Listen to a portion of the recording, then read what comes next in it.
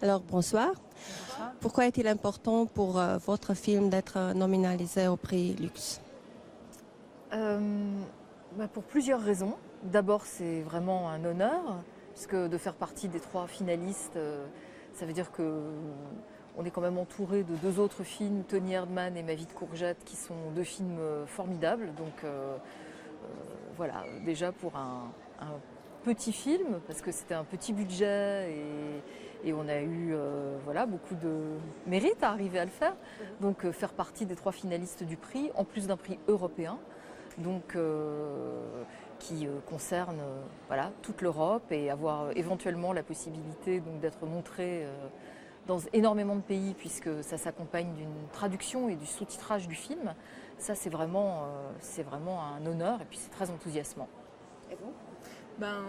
Oui, je voulais juste rajouter que c'est Leïla qui était la réalisatrice qui m'a dit ce matin qu'elle était très très très très heureuse que le film soit montré ici en Europe, parce que voilà, en ce moment le monde arabe questionne beaucoup l'Europe, et voilà, le film il ouvre quand même à quelque chose, à des questions universelles sur les femmes, la liberté. Donc je pense qu'il y a beaucoup de choses à regarder de ce côté-là, quoi. C'est drôle car un des critères de sélection est d'illustrer et de parler sur l'intégration européenne, des traditions européennes, mais l'action de votre film se passe en Tunisie. Est-ce que vous pouvez nous dire comment ça se fait que... je sais la réponse, la France est le pays qui a produit le film. Mais au dehors de cela, pourquoi croyez-vous que le comité de sélection a été touché par vos films? Alors je vais commencer. Par votre film? Oui, je pense que l'identité de l'Europe, elle est multiple. Et elle est certainement pas celle d'une île. L'Europe, c'est une terre d'immigration. La Tunisie, le Maghreb en général, est juste de l'autre côté de la Méditerranée. C'est-à-dire que oui, bien sûr, c'est une culture différente, et en même temps, nous avons tellement de choses en commun. Donc la construction de l'Europe, son identité et éventuellement même son futur, doit prendre en compte, et le fait déjà au quotidien, sans même qu'il y ait besoin d'avoir de grands discours politiques, même si ça inclut des tensions, mais malgré tout, déjà au quotidien, l'Europe est constituée de gens qui viennent de partout et qui viennent aussi juste du sud, de l'autre côté de la Méditerranée. Tous les pays qui bordent la Méditerranée sont concernés par l'Europe, et l'Europe est concernée par eux. Et donc, quoi de mieux que le cinéma pour nous permettre d'être un outil qui vous fait comprendre que l'autre, avec un grand A, est très proche de nous-mêmes. Marie-Sophie, vous voulez ajouter quelque chose? Oui, et puis aussi que les questions que pose le film sur les valeurs, par exemple, d'éducation, les valeurs de la liberté d'expression, les valeurs sur la liberté des femmes, c'est des questions qui ne sont pas que du monde arabe, et qui sont aussi très importantes en France, en Europe, en Roumanie, partout, quoi. Quel a été le trajet du film à partir de la sélection à Venise? Alors globalement, le film a vraiment connu un grand succès partout. Il a été sélectionné dans une 50aine de festivals.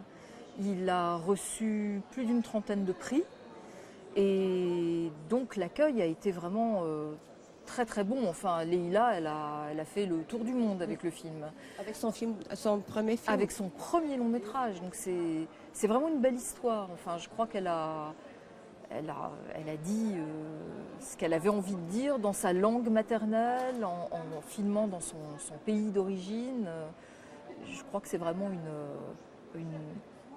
un succès, quoi, que de voir que ça intéresse autant de monde partout. Donc, la dernière question, je crois.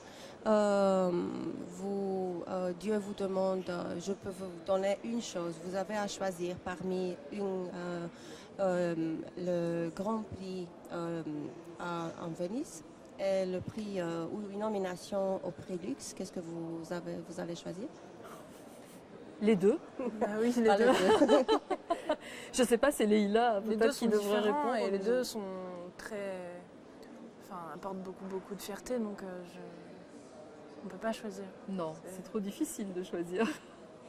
Alors, je ne sais pas si je dois finir. C'est fini? C'est fini? C'est fini. C'est fini. Merci beaucoup. Merci. Merci beaucoup. Mais c'était 5 minutes. Ils vous disent toujours non, non, mais en fait, il y a du temps. C'est nul.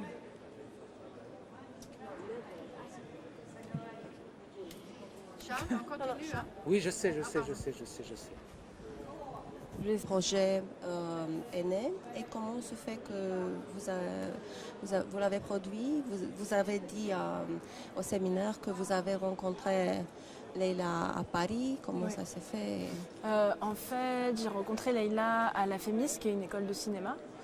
Elle était en réalisation et moi en scénario. Et on a commencé à travailler quasi tout de suite ensemble parce que les 3 films qu'elle a faits, on les a écrits ensemble.